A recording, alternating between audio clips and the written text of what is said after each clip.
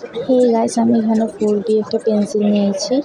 দেন আমি এখানে 6B দিয়ে ডিপ শেডটা আনছি। আমি আগেই এনেছি বাট ওটা ভালো করে আসে নাই, তাই আমি ওটার উপর আবার করে দিচ্ছি শেডটা ভালো করে আসার জন্য।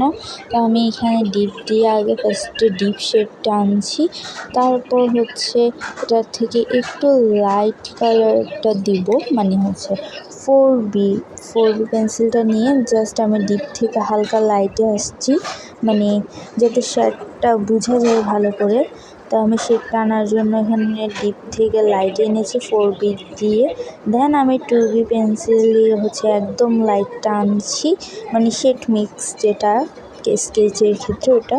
তারপরে আমি এখানে একটা শ্যাডো, মানে জকটার শ্যাডো, ওই শ্যাডোটা আমি একদম ডিপ কনসেপ্টে রেখেছি। আমি ওটা 4B দিয়ে 6B দিয়ে দুটোই মিক্স করে করেছি, তোমরা চাইলে 6B দিয়েও করতে পারো। দেন ব্যাকগ্রাউন্ড আমি একদমই লাইট রেখেছি, একদম লাইট শেড।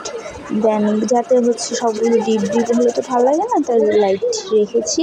আর ওটা বেশি ভালো লাগছিল লাইট জাস্ট।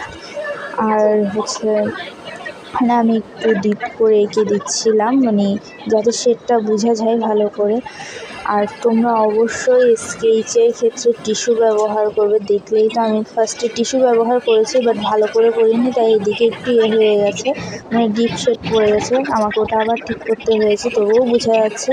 তাই তোমরা মাস্ট বি টিস্যু ইউজ করবে। তো দেখো ফাইনাল রেজাল্ট এটাই। কেমন হয়েছে অবশ্যই কমেন্ট বক্সে বলে যাবা। আর লাইক করে দেবা, আর আমার পাশে থাকবা, সাবস্ক্রাইব করবা। থ্যাংক